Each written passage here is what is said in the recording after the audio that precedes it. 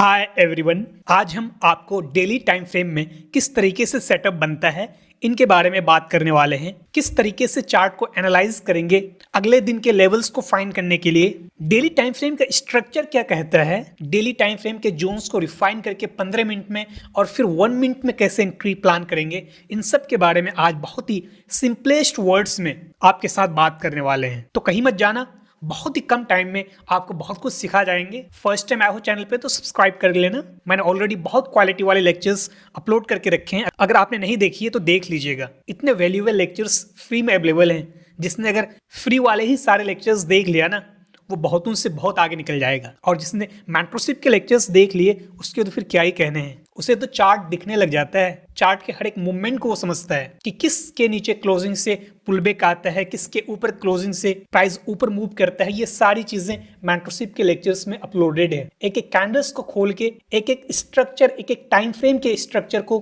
Decode करके वहां पे सारी चीजें क्लियरली आपको बता रखा है, पूरा चार्ट को खोल दिया है। ठीक है, तो आज जो है ना, हम डेली टाइम फ्रेम की सेटअप के बारे में बात करने वाले हैं। यहाँ का स्ट्रक्चर को समझेंगे, अभी जो करंट सिनेरियो है ना, इस करंट मूवमेंट को समझेंगे और आपको एक बेस्ट लेवल कैसे फाइंड करना है ये आपको हम सिखाएंगे। ठीक है, तो कहीं मत जाना, पूरा लेक्चर एंड तक देख जाना। कंटेंट बहुत वैल्यूएबल होने वाला है, लाइक कर देना। So let's start. हम डेली टाइम फ्रेम से स्टार्ट करते हैं। मेरा ऑलरेडी डेली है। आप डे ट्रेडिंग करो या स्विंग ट्रेडिंग करो या स्कैल्पिंग करो, डेली टाइम फ्रेम देखना मस्ट है। इसके बिना कभी भी ट्रेड मत किया करो, अदरवाइज लॉस ही होगा। ठीक है, और इसके बिना कभी भी लेवल्स फाइंड मत किया करो।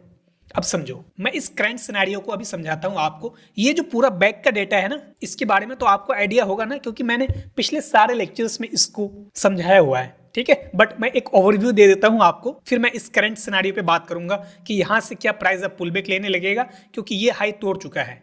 तो इसके बारे में भी बात करेंगे अभी। अब देखना, इस लो पॉइंट से प्राइस का बैक का स्ट्रक्चर क्या है।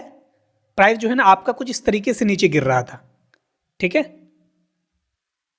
जब इसने इस लोअर हाई पॉइंट के ऊपर में कैंडल की क्लोजिंग कर दी ना, तो प्राइस का ट्रेंड हो गया पॉजिटिव। जिसने एक एक वर्ड्स को समझ लिया ना मेरा, वो लाइफ में कभी इंडिकेटर यूज नहीं करेगा। और जो मेरे लेक्चर्स देखने के बाद भी इंडिकेटर यूज कर रहा है, तो फिर समझ लो उसके लिए मार्केट है ही नहीं, क्योंकि इतना क्लियरली, इतना सिंपलेस्ट वर्ड्स में मैंने तो किसी के भी लेक्चर्स नहीं देखे। जब इसके ऊपर में क्लोजिंग दी तो पॉजिटिव हो गया, तो एक स्ट्रक्चर आपका ना पॉजिटिव जो बायस्ड होता है ना, वो कुछ इस तरीके से चलने लगा।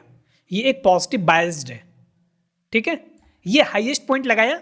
ये हाईएस्ट पॉइंट आपका हायर हाइज बनता है, क्योंकि जब स्ट्रक्चर पॉजिटिव होता है इस तरीके से ना, तो ये हाईएस्ट पॉइंट आपके हायर हाइज होते हैं और ये जो लोएस्ट पॉइंट है ना, ये आपके हायर लोज होते हैं। तो ये हाईएस्ट पॉइंट बनने के बाद प्राइस जो है ना एक पुलबैक लेता है, और ये आपका डेली टाइम फ्रेम का मेजर पुलबैक है। तो ये जो पुलबैक बना ना, तो ये लोएस्ट पॉइंट आपका हायर लो पॉइंट बनेगा। ठीक है, इतनी चीजें क्लियर है। अब इस लोअर पॉइंट से, यानी इस हायर लो पॉइंट से प्राइस को ऊपर उठना है, और उसका पहला काम क्या है, वो इस हाई को तोड़े। उसका पहला काम यही है कि इस हाईएस्ट पॉइंट को तोड़े, जो कि मेरा हायर हाई पॉइंट है, ना कि इस पॉइंट को। ठीक है, इस लो का काम है इस हाई को तोड़ना, ना कि इस हाई को तोड़ना। इतनी चीजें क्लियर हैं। तो यहां से इस लो पॉइंट से जब प्राइस उठ रहा है ना, तो आपका कुछ इस तरीके से ऊपर जा रहा है। इस तरीके से ऊपर जाके इस हाई पॉइंट को प्राइस ने यहाँ पे तोड़ दिया। तो जो ही प्राइस किसी भी वेव के, ये पूरा एक वेव है ना, यहां से लेकर यहां तक एक वेव है, इस वेव का हाई पॉइंट टूटता है, यहां पे टूटा तो एक पुलबैक आपने एक्सपेक्ट किया था, पुलबैक आया भी। ये जब पुलबैक आया, वो पुलबैक यहां से उठा। ये एक इंबैलेंस था, मैंने पिछले कई लेक्चर्स में बात की थी इस इंबैलेंस के बारे में। उसी इंबैलेंस से प्राइस यहां से उठा और फिर उठ के ना ऊपर गया। ऊपर गया तो इस लो पॉइंट से प्राइस जो ऊपर उठ के गया, तो इसका क्या काम है, पहला इसका काम है कि वो ये हाई तोड़े। ये जो हाईएस्ट पॉइंट है ना, इस हाईएस्ट पॉइंट को तोड़े, ना कि इस हाई को तोड़े। फर्स्ट इसका काम यही है। जब ये जो एक वेव है ना, ये पूरा जो एक वेव बना ना, इस वेव का हाई यहां पे तोड़ चुका। जब हाई टूट गया ना, जब भी किसी भी वेव का हाई या लो टूटता है, तो आप ना एक पुलबैक एक्सपेक्ट करना उस टाइम फ्रेम में, जिस टाइम फ्रेम में वो हाई या लो टूटा है। कंपलसरी नहीं है, बट मोर देन 90% एक पुलबैक एक्सपेक्ट किया जाता है। वहां पे प्रॉफिट बुकिंग आ जाती है, या सेलर्स हेवी हो जाते हैं किसी भी वेव का हाई या लो टूटने के बाद। इतनी चीजें क्लियरली रखना। तो हाई टूटने के बाद ना आपको एक पुलबैक दिख रहा है, आप एक पुलबैक एक्सपेक्ट कर सकते हो। और ये पुलबैक कब आएगा, अब मेन इंपॉर्टेंट चीज है, क्या हर हाईज या लोज टूटने के बाद आप पुलबैक एक्सपेक्ट कर सकते हो। पुलबैक आने के लिए भी उस टाइम फ्रेम का लेफ्ट साइड कोई भी सप्लाई जोन होना चाहिए क्लियरली। तो मुझे तो दिख रहा है ना यहाँ पे एक क्लियरली सप्लाई जोन है। मैं इस सप्लाई जोन को मार्क करूंगा तभी तो एक पुलबैक एक्सपेक्ट किया जा सकता है। अगर यहाँ पे सप्लाई जोन नहीं होता तो हो सकता है कि प्राइस और भी अभी ऊपर जाता, फिर वहां से नीचे गिरता। तो जब स्ट्रक्चर आपका पॉजिटिव हो जाता है तो इधर के जितने भी सप्लाईज हैं ना वो सारे रिएक्शन पॉइंट्स बन जाते हैं। तो इस सप्लाई से यहाँ से प्राइस जो गिरेगा ना तो एक रिएक्शन आएगा। ये रिएक्शन क्या होगा? ये माइनर पुलबैक ही तो होगा। तो मैं इस सप्लाई को मार्क कर देता हूँ। कल भी मैंने मार्क किया था, आपको कल भी समझाया था बहुत ही क्लियरली। और 15 मिनट में तो अभी बहुत इंटरेस्टिंग पॉइंट के बारे में बात करेंगे जो कल भी मैंने बात की थी आपको। आज बॉडी की क्लोजिंग और वीक की क्लोजिंग कितना इंपॉर्टेंट रखता है इसके बारे में भी बात करेंगे 15 मिनट में। ये डेली टाइम फ्रेम का क्लियरली सप्लाई है। इसी सप्लाई से रिएक्शन होकर प्राइस नीचे आ रहा है। अब ये नीचे आएगा तो कितना नीचे आ सकता है? डेली टाइम फ्रेम के सप्लाई से गिर रहा है तो एटलीस्ट डेली का डिमांड चाहिए ना उठने के लिए।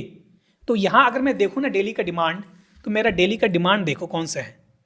ये जो रेड कैंडल है ना, ये रेड कैंडल मेरा पूरा एज ए डिमांड मार्क होगा। अभी आपको डेली टाइम फ्रेम में बड़ा जोन दिख रहा है, लेकिन 15 मिनट में जाएंगे तो इसको ना, इस पूरे जोन को हम रिफाइन करेंगे, एक टर्निंग पॉइंट फाइंड करेंगे जो मेरा मेन डिमांड होगा, जहां से प्राइस के उठने के चांसेस हैं। ठीक है, तो डेली टाइम फ्रेम में इतनी चीजें आपको समझनी है। अब सीधे 15 मिनट चलो, वहां पे बहुत सारी पॉइंट्स आज बात करनी है, क्योंकि वीकली का कैंडल भी क्लोज हो चुका है, मार्केट क्लोज है 2 दिन के लिए। तो अब देखना 15 मिनट में क्या सिनेरियो बनता है। 15 मिनट के टाइम फ्रेम में सबसे पहले ना मैं नीचे जो डेली का डिमांड हमने मार्क किया है ना, यहां से लेकर यहां तक, ये डेली का एक डिमांड जोन है। हम पहले इसको रिफाइन कर लेते हैं, यानी कि कुछ की लेवल्स फाइंड करते हैं जो इंपॉर्टेंट है। इस जोन के अंदर में ना मुझे 2-3 की लेवल्स दिख रहे हैं। एक तो आपका इंपॉर्टेंट की लेवल ये बनता है जो बॉटम वाला एरिया का है। ठीक है, ये आपका इंपॉर्टेंट की लेवल्स है, यानी कि अगर प्राइस यहां तक पहुंचता है तो यहां से फिर बाइंग आने के चांसेस हैं अपसाइड के लिए। लेकिन उससे पहले भी 1-2 की लेवल्स और भी हैं, लेकिन ये जो है ना ये मेन है। ठीक है, उसके अलावा ये भी है आपका एक की लेवल, मैं इसको भी मार्क कर देता हूं आपको। ठीक है, तो 2 ऐसे की लेवल्स मुझे मिल गए, एक ये और एक ये। अब ये जो डेली टाइम फ्रेम का रेक्टेंगल है ना, इसको मैं हटा देता हूं, ये अब किसी काम का नहीं है। तो 2 लेवल्स मिल गए ना, एक ये एक ये। अब प्राइस नीचे आएगा ना तो पहला जो उठने का लेवल है वो यही है। यहां पे अगर एंट्री वो वैलिडेट करता है, चाहे वो जिस भी तरह का एंट्री टाइप हो, 6 एंट्री टाइप्स के लेक्चर्स अपलोडेड हैं चैनल में। मार्केट स्ट्रक्चर के बेसिस पे हो, या डिमांड एंड सप्लाई के बेसिस पे हो, या वॉल्यूम टेस्टिंग के बेसिस पे हो, या फॉल ऑफ के बेसिस पे हो, या कैंडलस्टिक के बेसिस पे हो, ये डिफरेंट टाइप्स ऑफ एंट्रीज जो प्रैक्टिकल मार्केट में काम करते हैं, वो सारे एंट्रीज के लेक्चर्स अपलोडेड हैं।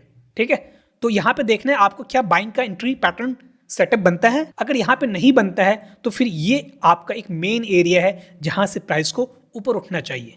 ठीक है, अब देखो मैंने आपसे कल कहा था कि अगर इस लो पॉइंट के नीचे अगर कैंडल की क्लोजिंग हो जाती है तो प्राइस में एक डीप पुलबैक देखने को मिलता है।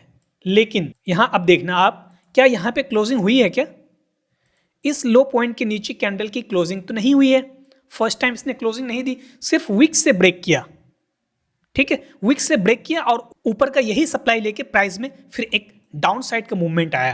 तो बॉडी की क्लोजिंग इंपॉर्टेंट है या विक की क्लोजिंग इंपॉर्टेंट है, इसके बारे में भी अभी हम थोड़ी बात करेंगे, बट ये लेक्चर अपलोडेड है चैनल में। बहुत इंपॉर्टेंट है बॉडी की क्लोजिंग और विक की क्लोजिंग कब इंपॉर्टेंट है, मैं एक आपको ओवरव्यू दे देता हूं।